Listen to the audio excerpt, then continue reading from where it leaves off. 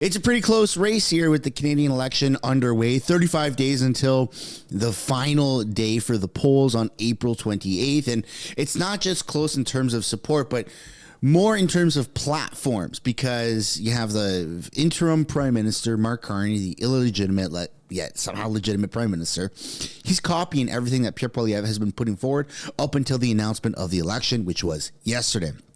But today, you have Pierre really make some distance between himself and everybody else. Not just Jagmeet, not just Yves Poutine, not just the Green Party, but also the Liberals and Mark Carney.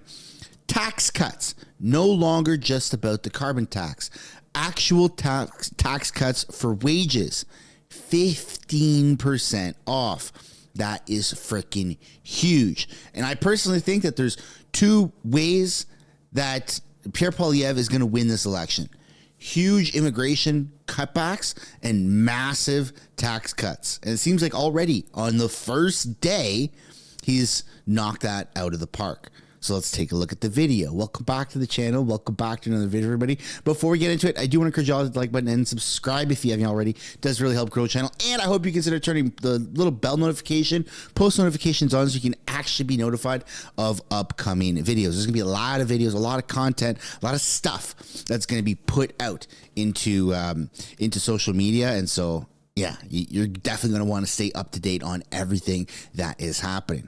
Also, if you click the link down below in the description or the pinned comment below, you can find yourselves at the merch shop. If you use code SAVECANADA, all in caps, you'll get yourself 20% off.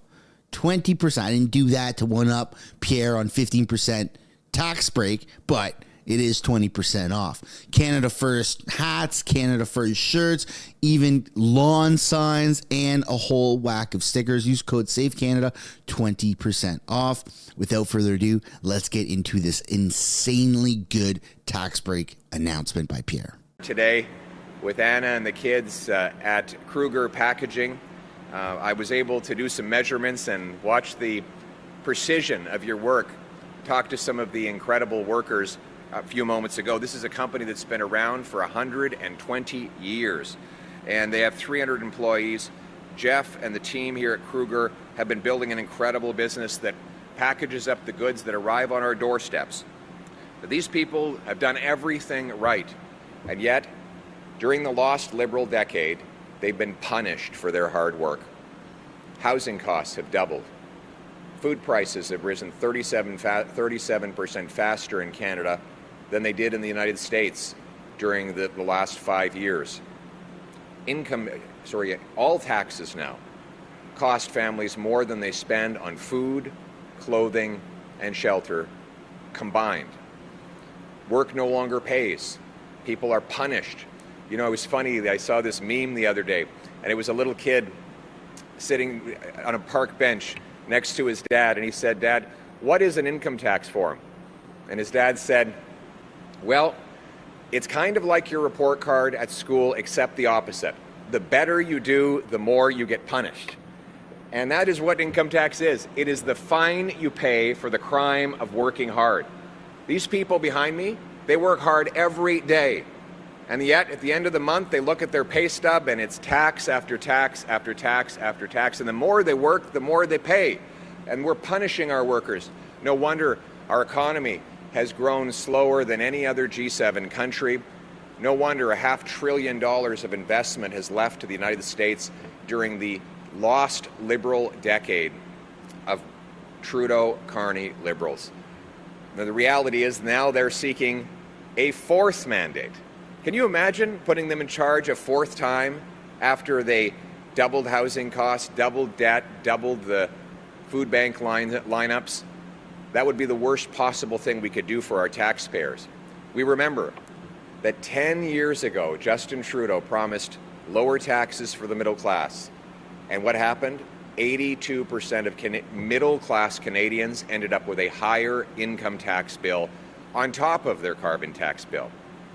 Trusting the same Liberal MPs, the same Liberal ministers, the same Liberal strategists to make the same Liberal promises that they've been breaking for 10 years will only guarantee that the fourth Liberal mandate will be even worse than the previous 3. So the choice in this election is very simple. Do you want a 4th Liberal mandate where they will raise your taxes and drive up your costs? Or do you think it's time to put Canadian taxpayers first for a change with a new Conservative government? And that's why I'm here today. Today I'm announcing that Canada First Conservatives will cut income taxes by 15% for the average worker or $2,000 for the average couple. This is a tax cut for seniors who are drawing their pension or retirement income. They will pay, on average, 15% less. This is a tax cut for the workers behind me, who will pay 15% less on their income tax. This is a tax cut for the waitress, for the welder, for the barber. This is a tax cut for everybody who has ever got up early in the morning and worked hard to build our country. This is a tax cut that will put Canada first.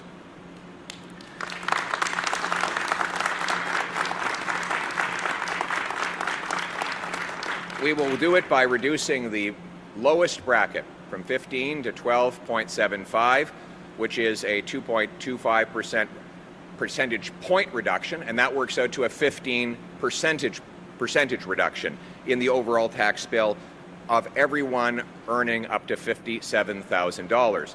That said, because we are cutting the lowest bracket, every single Canadian who pays income tax will pay less.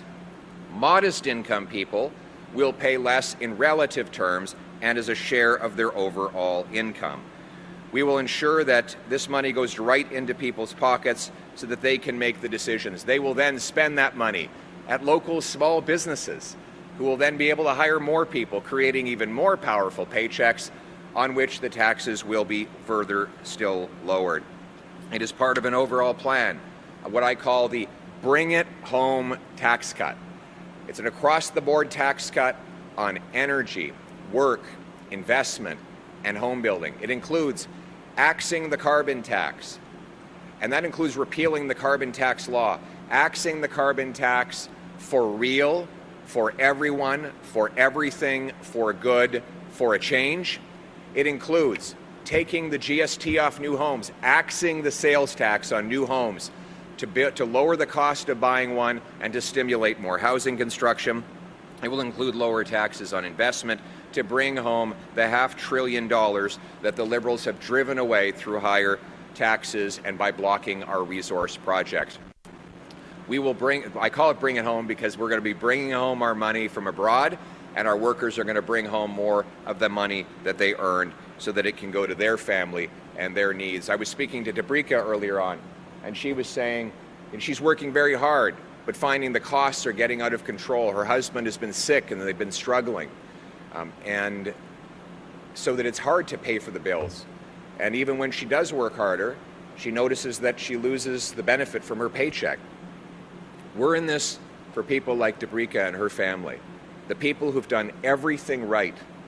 They deserve the Canadian promise that hard work gets you a great life in a beautiful house, on a safe street, protected by brave troops, under a proud flag. Canada first. Let's bring it home. Thank you. Thank you. We will now take questions. Your name and outlet. Good morning, Mr. Poilievre. Thank you. It's Bill Curry from the Globe and Mail. On your announcement today, your party says that this will have a fiscal impact of about $14 billion a year. Yeah. So my core question is, it seems like the cost of the things that you've been promising are much larger than the things you've listed so far in terms of what you're going to cut. And you're also saying you're going to shrink the deficit, and economists are saying the deficit is already getting much larger because of tariffs. So how does that all add up? Yeah, it's a fair question, and it's one that we've been spending a lot of time answering, and you'll see that in our costed platform. Just for some context, you're quite right. After the lost Liberal decade, the national debt has doubled. Government spending is up by 80%. Most of those spending increases happened while Mark Carney was Justin Trudeau's economic advisor.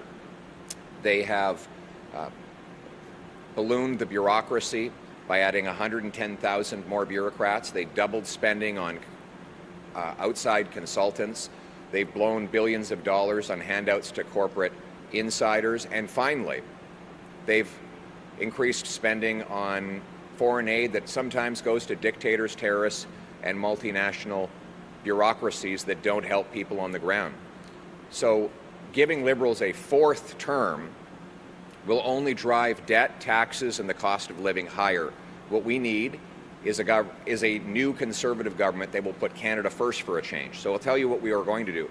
We will be cutting bureaucracy, cutting consultants, cutting back on handouts to insiders, and we will cut back on foreign aid to bring our money home to this country. We will also, and those will be spelled out in our platform with numbers to show how we will reduce the cost of government so that we can leave more money in the pockets of the hardworking Canadians behind me.